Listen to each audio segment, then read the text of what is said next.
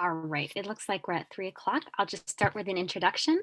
Hi, everybody. I hope you've been to panels before, so welcome back to the 2021 Greater Rochester Teen Book Festival. I'm Marcella Sincata. My pronouns are she, her, and this panel is about dark fantasy. Before I introduce also our wonderful authors, here are just a few reminders. If you have questions, please pop them in the chat in this Zoom or on the Feedloop chat. Please remain muted for this whole session, and just a reminder that it's going to be recorded so that people can watch it in the future. If there ever was a year for fantasy novels and escapism, this and the past one has been it.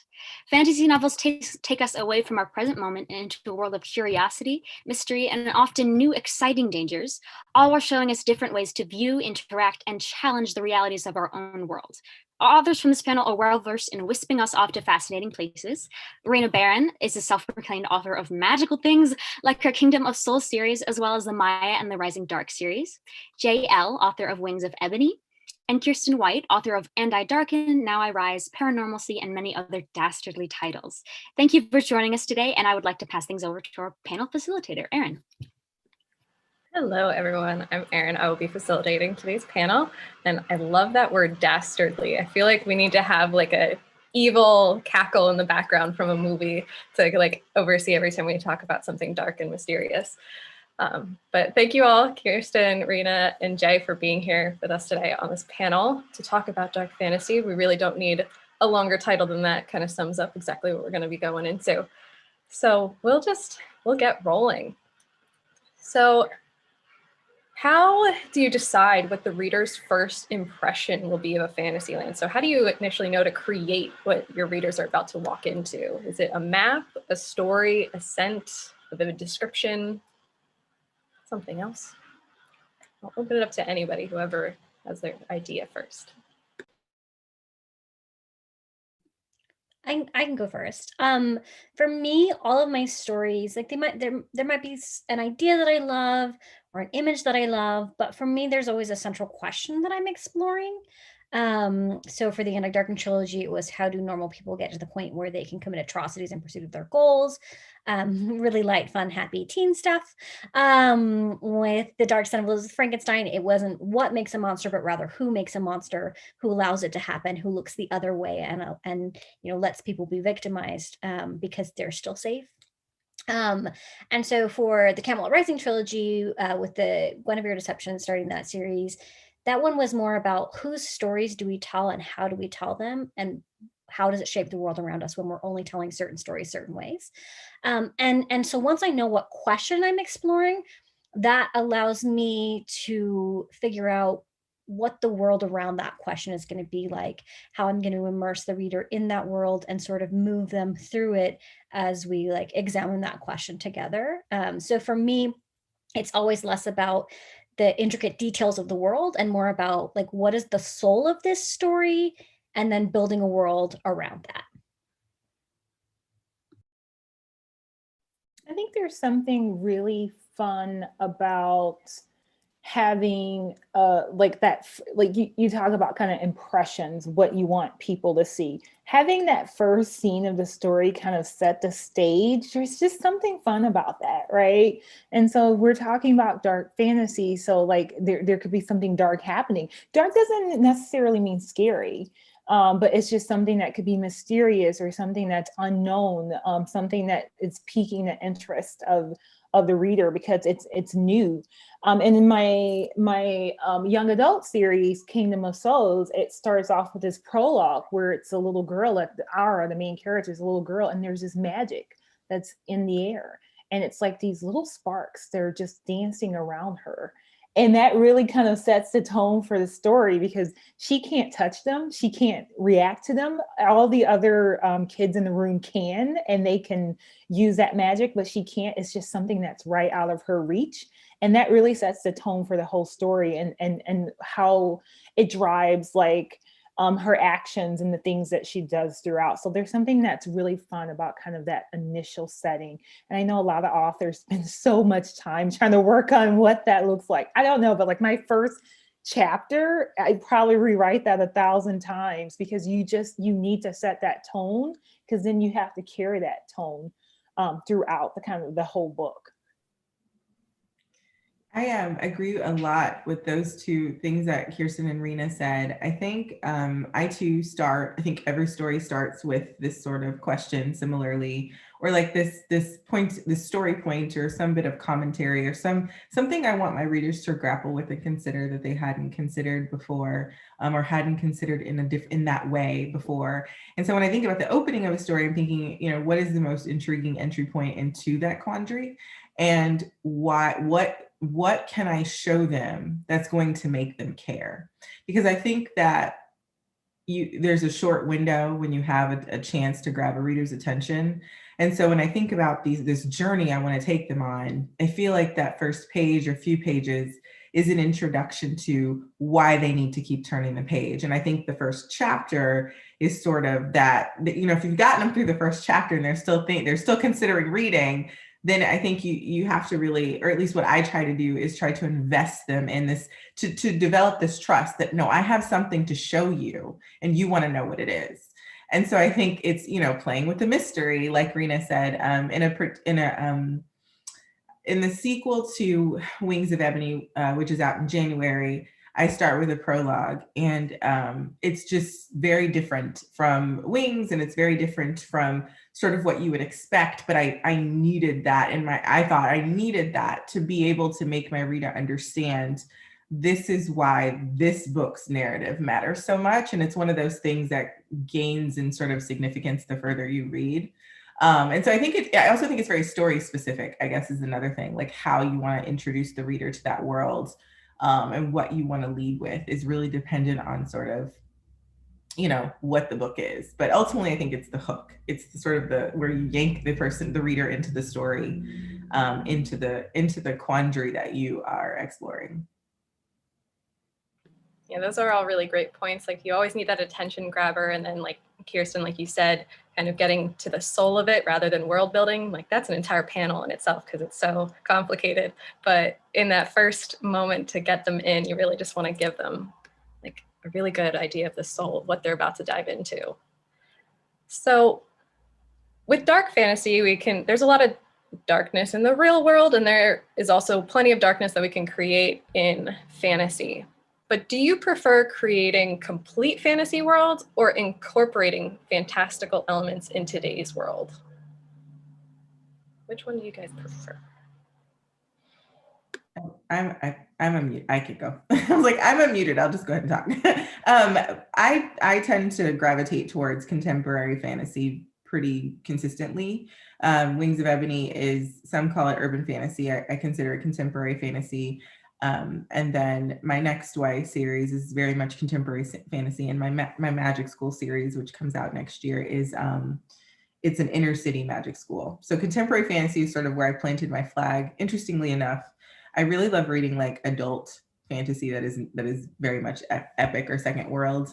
But I think that for me right now, at least, the stories that I'm inspired to tell are to write to a space that I feel like has been so empty of like me and my community for so long. So I'm just chomping at the bit to fill that space with stories. And that happens to be like inner city community magic.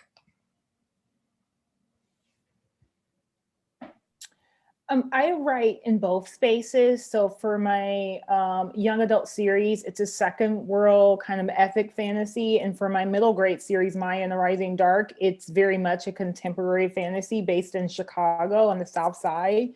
So it is kind of fun to balance the difference in approaches of how you write fantasy that is, and both are dark. I should mention that both stories are dark, so they have that in common. But there's definitely a different approach to writing something that's second world, because you're building a whole world. You're thinking about the culture, the roads, the map, the political structure, the language, the way people interact, the food, the clothes, all of those things. I mean, now not all of those things are going to make it in the book per se, but you've got to think about them because they could influence kind of the story and the character and that journey that happens. And then there's something that's on the opposite side that's kind of fun about contemporary fantasy is that you kind of get to pick and choose the fantastical elements you want, but then you also get to pick and choose the real world elements you want. So with Maya and the Rising Dark, it was very much based on the neighborhood I lived in. So there's so much about it that's so familiar to me, and it's all real. And then you get to throw some magic in it, and that makes it kind of fun and a nice little balance. Yeah, excellent points. Also, Jay, I have to ask, is your Magic School series YA or middle grade? My magical series is middle grade. It's called Park Row Magic Academy, and it is, I am, in my head, it's 6 books, but book 1 is out in May. Okay, I'm so excited. Oh, I will make sure you get an early copy. Yes, please do. Please do. Okay. Sorry, I have such a thing for magic schools. Like, oh, I love middle grade. All right. So to the actual question, yeah, I've written a lot, but I don't think I've ever written just like a pure second world fantasy. I really like grounding things in something that's going to be instantly familiar to the reader. So I've done a lot of retellings. The Camelot Rising trilogy obviously is an Arthurian retelling. Initially, I was going to make it as historical as I could. I started doing a lot of research on 5th century England, which is when the one record of a King Arthur in like notes on a battle, he's very briefly referenced, and that's who they think the historical King Arthur was. So I started doing all this research on 5th century England, and then I was like, wait a second, the whole reason I'm writing fantasy is so that once again I don't have to spend 2 years and thousands of pages of research, because I've done historical fiction and it is so hard. Because like you get to a scene and you're like, oh, in this scene she opens the window to yell something down to her soldiers, but would a house in the countryside in Moldova in the 15th century A have second story windows, B have second stories, C have windows that are hinged and are easily openable? So I spent 2 days researching that, only to find out that people haven't written extensively about that for some reason, and I have to rewrite the entire scene to avoid mention of opening a window. Whereas I'm like, when you write fantasy, you can just say there are windows that open because magic. So for me, I really enjoy basing them on something that's familiar. So there's that in for the reader where they come in with a certain level of, I know what to expect, so that you can both build on that and also subvert it. Because that's the fun of retellings, right? Is you participate in the story, but you also point out the flaws, point out the things that are missing, and subvert expectations since your readers are coming in with them. So I definitely prefer building fantasy layers onto something that's existing, whether that's modern day or retellings, as opposed to creating my own world from scratch, just because, it's just more fun playing with something that's already there. I do love the idea of having like a grab bag of things that you can use in the real world and in the fantastical world. And so we know fantasy in general as a genre is very popular, but what exactly draws you three to dark fantasy? Not necessarily just the general fantasy, but dark fantasy. What makes you want to go into those dastardly deeds? I always set out, well, not always, but like with the Camelot Rising trilogy, I was like, I've written some really heavy things recently. I'm just going to write something that's magic and romance and full of tropes and just pure escapism. And I really, really never intend to like ask the really hard questions with stuff like this. I'm like, this is just going to be my fun series. But I don't know. I feel like if you approach a story with integrity and you actually question, like, what would it really be like to go through this?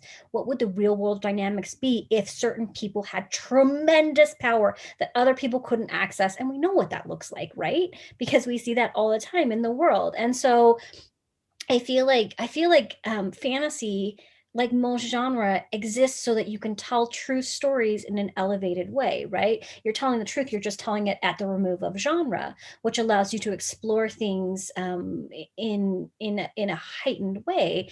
And so for me, I don't necessarily set out saying like, oh, this story is gonna be really dark, I'm really gonna get into it. But anytime I try to engage with these stories, like honestly and with integrity, it's going to go down that path. And also like it's just more fun to have those elements, the fairy queen who's like, what are humans to me? They're nothing.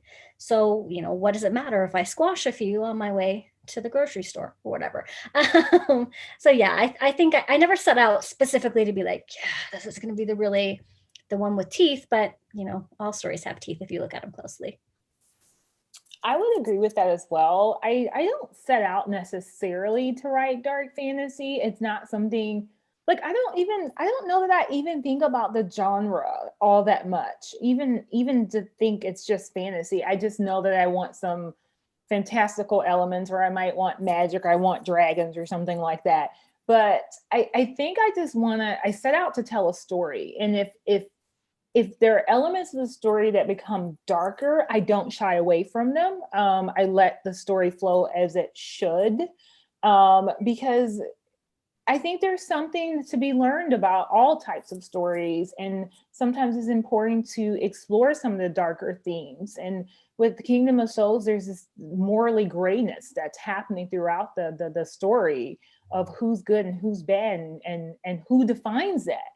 And there's this kind of interesting kind of dynamics of both the protagonists and the villains in the story, because they're multiple. They all have their reasons, and they all think they're right, and they all think they're doing the right thing. And just being able to explore that, I think it's a little bit easier to explore, especially in the dark fantasy as well, because you can kind of really dive into that. But at the end of the day, it isn't that I'm thinking about the genre, or thinking about, oh, I must make this as dark as it can be, darker. I'm not thinking about that. I'm thinking about letting the story naturally unfold. And sometimes there are dark things that happen, there are scary things that happen, but like let them happen, and let the reader react to them, because the reader wants to have variation and wants to be able to see different things in stories. If we all read about sunshine and rainbows, I don't know, that could be good. But so I know me personally as a reader, I want to explore a wealth of different types of genres and story types and storytelling, and this dark fantasy is just another one of those ways to do that. So I agree with both of what you all said. I think literature has this really unique ability to grow. I think like you can go back to the same body of work and reread it and take something totally different from it. And I think that that's like the magic, pun intended, of literature. And so when I think about writing darker fantasy, much like Rena, I don't set out to write dark fantasy, and much like Kiersten, I just set out to approach an idea or a topic or a point with integrity and fully. And interestingly enough, in my middle grade, I specifically write, so far, it's just more like lighthearted and funny. I mean, literally my goal writing my middle grade was to make people like spit out their drink laughing. And I wanted it to just be really hilarious. But in the YA space, when I write for teens and young adult lovers who are adults like myself, I think that one of the greatest things that one of the reasons books are so special to me is because as I grow as an adult and I sort of weigh these sort of, bigger questions about life, like as I have kids or as I, watch my elders pass away. Like, I feel like there are these life questions that are sort of big and ominous and just like gray, right? And I think that we naturally, just as a part of humanity, have a desire to explore those questions. And I think that fantasy is a really cool place to do that with freedom. And I think that there is something inherently sort of mysterious, which I think kind of falls under the dark umbrella because it's unknown, about things that we don't have these conclusive answers to. And so I think when I think about Wings of Ebony and that duology, I was setting out to tell a very raw and brutal truth because I hadn't seen it on pages before. I wrote my book I wrote Wings of Ebony in 2018. It came out in February or January of 2021 after we'd lived through 2020. And so I think, for people who have read my book, it's interesting because some people are surprised to know that I wrote it before 2020. And I'm like, well, yes, I did, because these issues have been prevalent in my community for a long time. And so that's an example of like why I sought to explore those themes with integrity and truth and rawness. But I mean, I think that each book is different. So my next YA series, it is a bit darker, and it's because the questions that I'm asking in that story are harder to grapple with, and the answers aren't always like pretty and glittery. Sometimes the answers are uncomfortable. And I think there's something really exciting about exploring these sort of grander life questions and like growing with the book, right? So you read it the first time, and then you read it 5 years later, 7 years later, or your kids read it decades later, and their interpretation of parts of it and sort of what it helps them figure out about the world continues to evolve. And so I think that that just inherently involves darkness. And by darkness, just to credit to what Rena's saying, I think darkness can be just exploring the unknown, exploring mysterious things or things that we're sort of puzzling out. It doesn't have to be scary. I wouldn't say that my books are scary, but they definitely have like darker elements. And I think that is just a nod to their like their realness. I see both Kiersten and Rena nodding. Is there anything else that you'd like to say in response to all of that? JL just made me realize that sometimes I get like reader comments or letters saying, your book was so much darker than I expected. It's so dark. It makes me think about how subjective the term dark is. And it's going to be very personal to every single reader. Some readers might not look at it as dark at all. And some readers might say, this is really hard for me to read, or this is something that I don't think I can read, or this is something that's hard to get through. And I think that's something to take in consideration when we talk about what dark means. I grew up reading a lot of sci-fi and fantasy, but I always gravitated towards heavier stories that were dark per se. And so I have a pretty high tolerance for anything that's dark. So that also means that I probably am not a good judge of it either, because it's like, oh, it's all kind of the same to me. But like some other people, it might be more sensitive to it. So I think that's something to take in consideration of what the term dark even, means for individuals. I was just nodding because I'm really enjoying listening to both of you. Yes. Oh, good point. Yes. There's nothing wrong with that. So clearly just through this conversation, we're all kind of learning more from all of you as you speak. Are there any lessons that come across unintentionally as you're writing that you kind of realize, I didn't think about that before. It just kind of came out of nowhere. Do you ever have those moments when you're writing fantasy?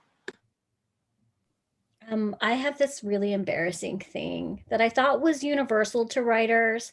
And I've told other writers about it. And sometimes they're like, yeah, same. But sometimes they're like, no. And I'm like, oh, I shouldn't have told you that. So often, when I get to the end of a book, I think I know what I'm writing. And then I get to the end and I look at the book as a whole and I'm like, oh, right.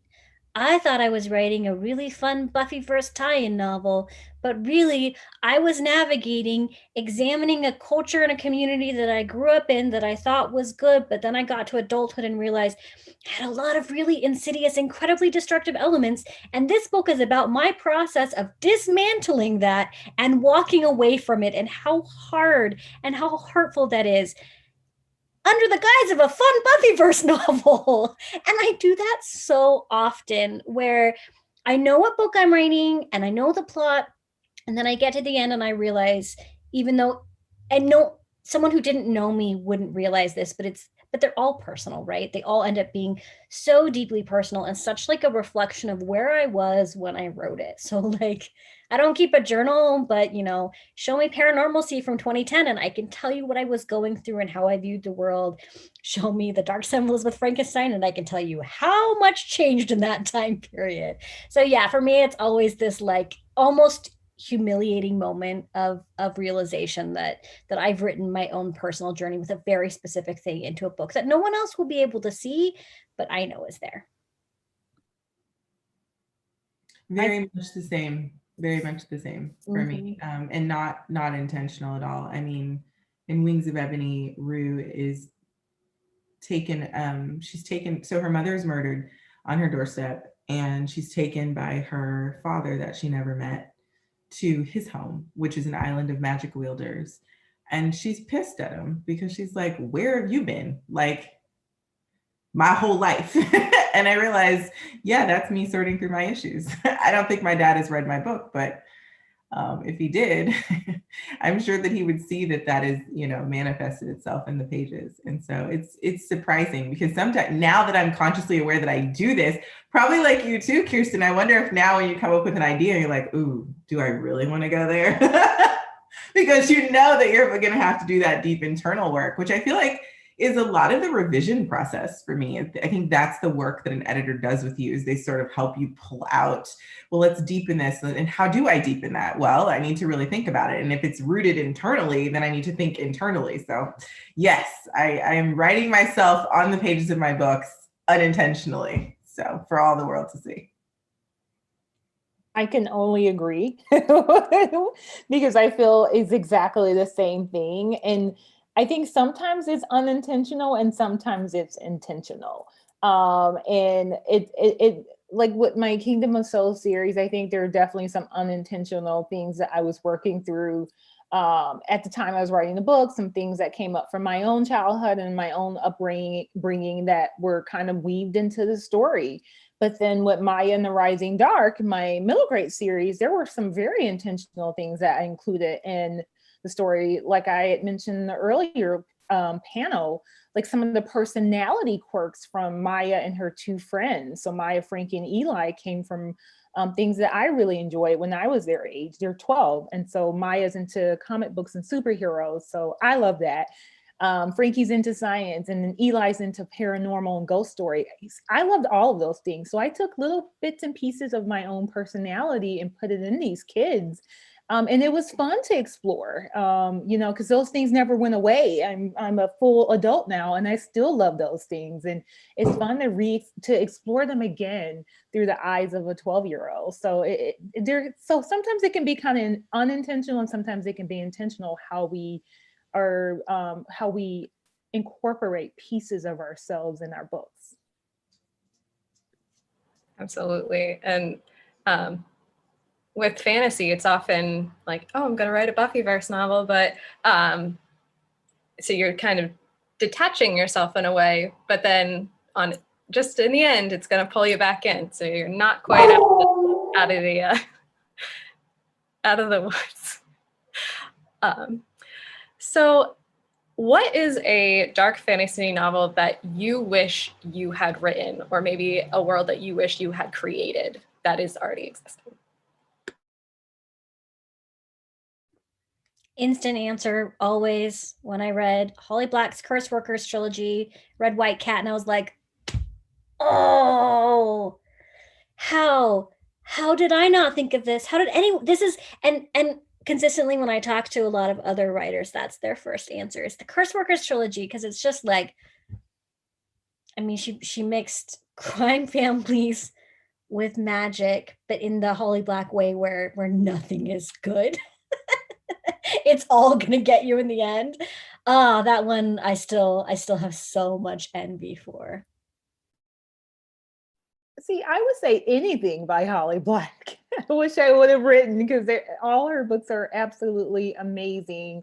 I really like Lee Bardugo's books as well, and Laini Taylor, though they're not as dark, but there's some dark things in there. So there's so many. I mean, we're authors, and so we're envious too, because we love reading and we love books, and there's so many books like, why didn't I think of that ideal? That is wonderful.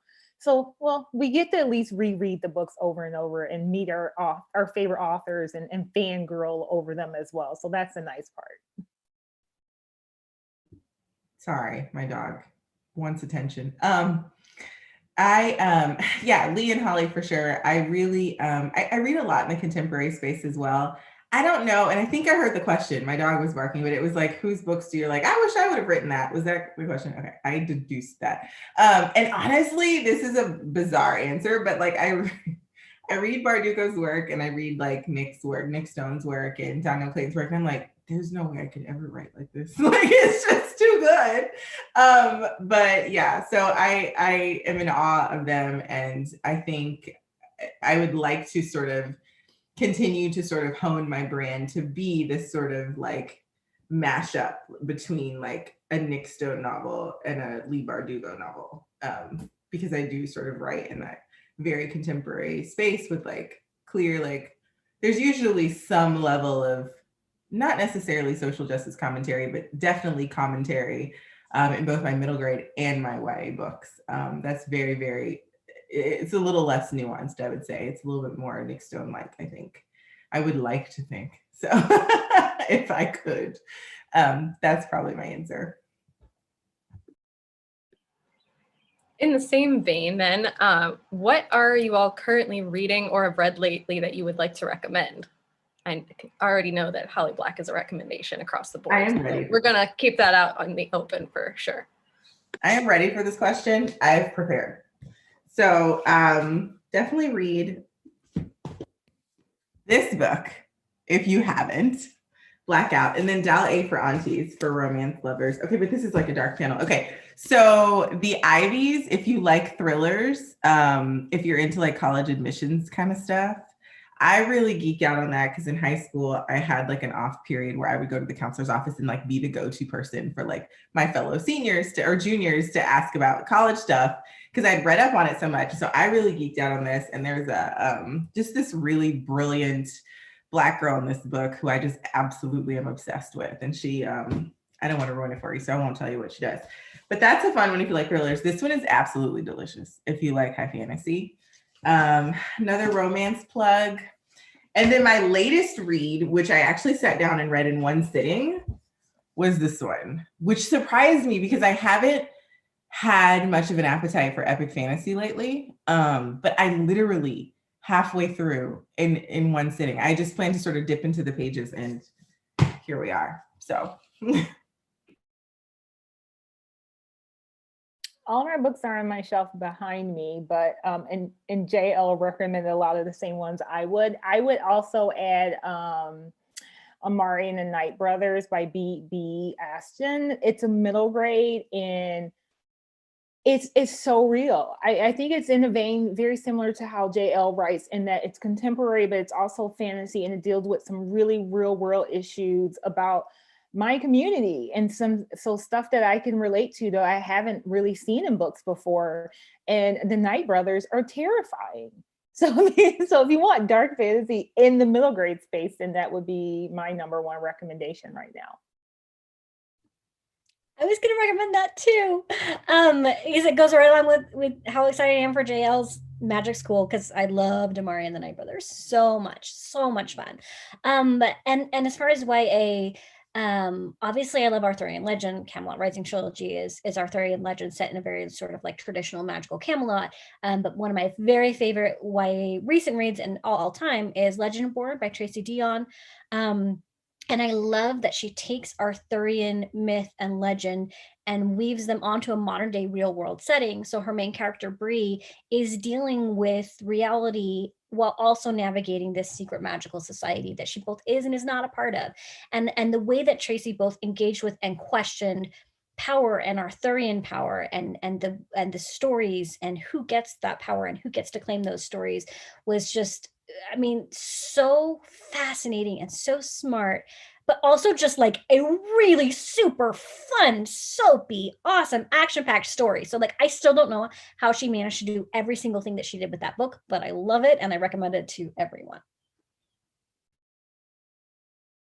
All right, we actually have a question. Were you thinking about Mary Stewart's Merlin trilogy when you started yours? I actually have not read that one. I've meant to. It's been on my list for a while, but I knew that I was going to be writing an Arthurian retelling for a lot of years before I got around to it. And so I kind of avoided modern retellings, and I stuck with the traditional story cycles that we get those from, just because I didn't want to be mimicking or taking ideas from anything modern, because there are a lot of really amazing modern Arthurian retellings, but I tried to only engage with the older ones until I finished writing my trilogy. Now I've just been like, give it all to me. I can read it all now. I was so glad that Legendborn came out after I was done writing my trilogy so that I could just read it all. But yeah, I've heard really good things about that one. All right. So we have retellings. We also have a lot of stories that incorporate other cultures into them. So when adding elements from cultures or from history, like how do you decide what fits what's appropriate and how far you can stretch an idea while still respecting the original content or the original culture.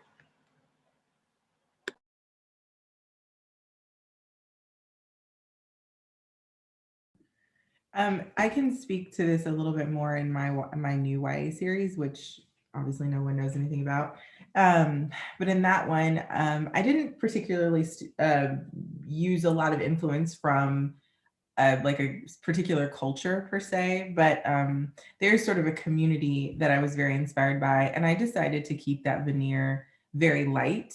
And I did that for a few reasons, because I think part of the challenge when you're doing that kind of storytelling is like, I wanted to have the freedom to explore the tropes and themes, and I wanted to have the freedom to take the plot where I wanted to take it without like implicating some sort of judgment on this community. Like I didn't want it to be confused that what I'm saying in this story about the larger world, I'm somehow attributing to this particular community. And so for me, to avoid any confusion there, I just kept it lightly inspired in terms of like the world building and sort of the atmosphere. But I kept everything else really fresh and innovative. And that was more of an intentional choice. And then in the Wings of Ebony duology, I mean, I was writing very much own voices. And so I modeled East Row, which is the community in that book, very much after my home, which is the third ward of Houston, which is the same community where George Floyd grew up and went to school. And so I lean very heavily on letting myself write freely in that space, because it just isn't something I've ever seen done. And I wanted that. So I wrote very freely, down to like, you know, the donut place, the school that the school in my book is the school that is the school George Floyd went to, my mom went to, like all of those things were incredibly like real and accurate and vivid. And then in the fantasy world, which in Wings of Ebony serves as a mirror to the real world, I kept things more of a mirror of Eastrow, but in a fantasy way, instead of basing it on one particular culture. And that was just an intentional choice to focus the narrative on. I didn't want the magic world to be the focus, or the magical island to be the focus or a distraction from the central plot in book one, because the central plot in book one deals with racism, and I wanted that to really command the reader's attention with a sense of urgency. And so those are just some of the choices that I made in terms of how much weight to give what in that first series. The sequel to Wings of Ebony is different because it takes place mostly on the magical island. So you'll see inspiration from a few different things. But even then, I really like to create, like when I created a language in Wings of Ebony, I literally just made it up. And then I went in and tried to like tweak it here and there to make it like a feel a little bit more sort of authentically inspired. But I really like the freedom to just make stuff up. It's how I come up with my wackiest ideas, which is how my middle grade was born. So I try to really not inhibit my storytelling so much that I'm trying to sort of, you know, lean into a particular representation of something so hard that I like lose my ability to infuse it with my own creativity. I think JL has a great point there. I mean, I think it really kind of comes down to, we are storytellers and we are making up a lot of stuff. So I don't like to lean too heavily on anything that's real or based in reality.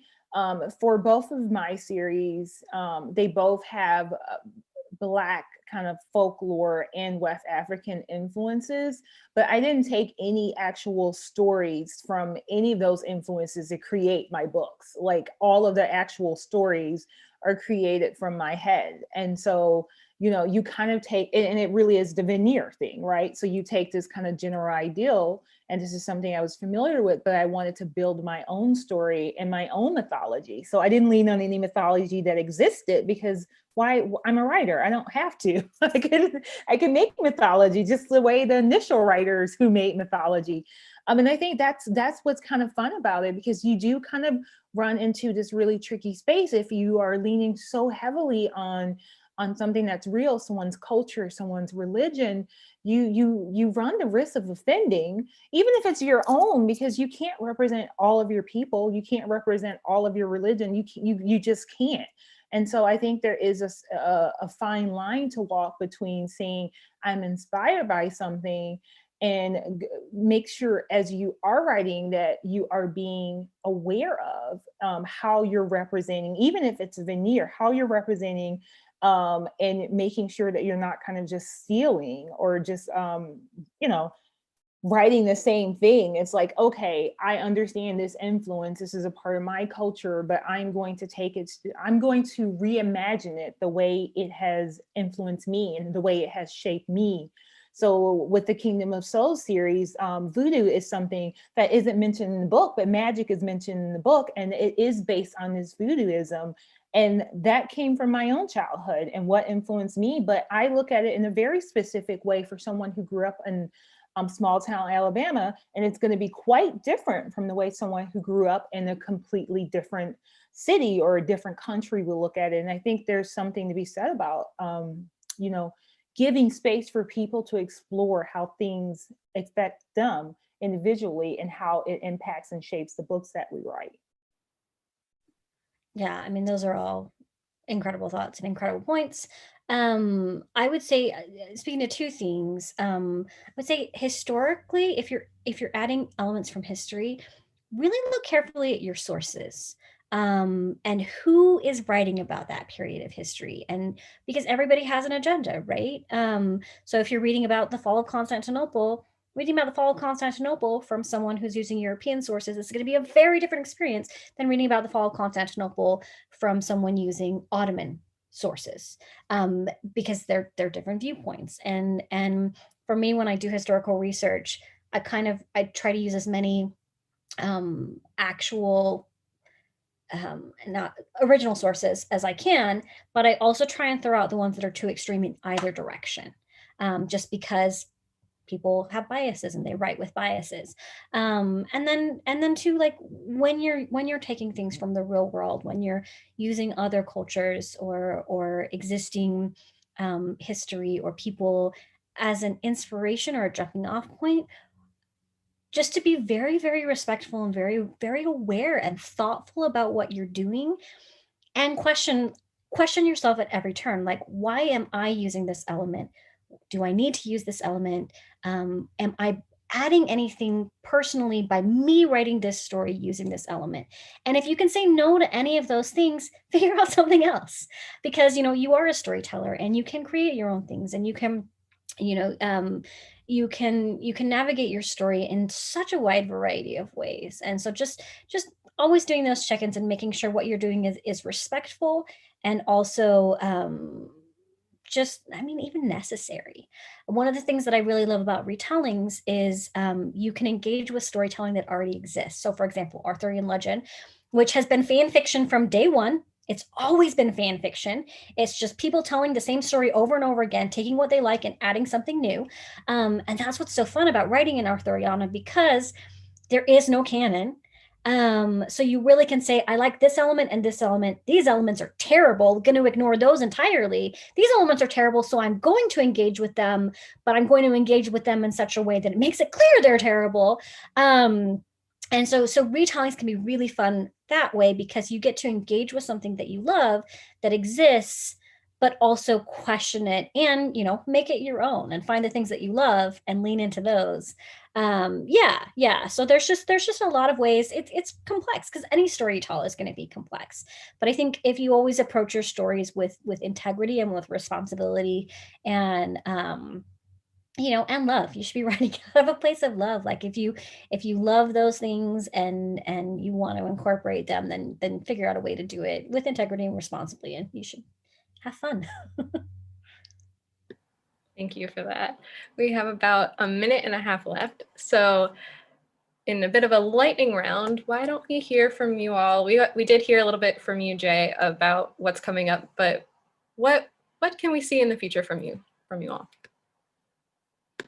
I am still in the heart of both of my series. So so Reaper of Souls, the second book in the Kingdom of Souls series, came out in February. The third book is out next year. And Maya in the Rising Dark series, the second book, Maya in the Return of the Darklings, will be coming. The Godlings, Jesus, I have been watching too much Lee Bardugo right now. That is perfect. Maya in the Return of the Godlings will be out this September, and then book 2 will be out next year. Book 3 will be out next year. That's awesome. I would also read Maya and the Return of the Darklings. I mean, I love Maya and the Rising Dark, but let's put everything together. So I have the 3rd book in the Camelot Rising trilogy. The Excalibur Curse comes out in December, so that'll be the end of that trilogy. I'm super excited about it because when you get to book 3 in a trilogy, you're like, the only people who are going to read this are people who already love the series. So I get to do everything. Like, you get to just go wild with a book 3. It's so much fun. And then next year, I actually have 2 new things coming out. I have my first adult book called Hide, about a troubled young woman who enters an international hide and seek competition in an abandoned amusement park, with something terrible lurking in the center. And that comes out, I believe, in June. My first middle grade series is starting. The first book, Sinister Summer, Fathoms of Fear, will be out also probably in June. It's going to be a great month. And then book 2 of that series will probably come out next year as well. So I'm excited. Like, I've been in YA for a really long time and it's so much of my heart and I love it, but I'm excited to be branching into new stories. That's exciting. And like I mentioned before, the sequel to Wings of Ebony comes out in January. The title and cover should hopefully be released soon. And then the first book in my Magic School series is out in May. And then I do write nonfiction as well, sporadically. And so this nonfiction book that I'm co-writing with one of my childhood best friends, who's a CEO of her own fashion brand. It's sort of like this rags to riches story. And it's just so inspiring and so unapologetic. And it's just a beautiful book. And I think that one is slated for summer. So 3 books next year. It's so exciting. We're all so excited to read what's coming up next for all of you. Thank you again, Kiersten, Rena, and Jay, for talking with us today and letting us jump inside your mind for a little bit. To everyone who came, thank you. Hope you enjoyed all of your panels today at the Rochester Teen Book Festival. And hopefully, who knows what next year will bring. But if there are any panels that you maybe couldn't see because you were watching some other ones, they will be recorded. So including our authors as well, if you guys wanted to dive inside of your other writer friends' minds, they will be recorded and eventually available for everyone to watch. But thank you, everybody, authors and audience, for being here today for our Dark Fantasy panel. Thank you, Erin. Good seeing you, Kiersten, Rena. Good seeing you too.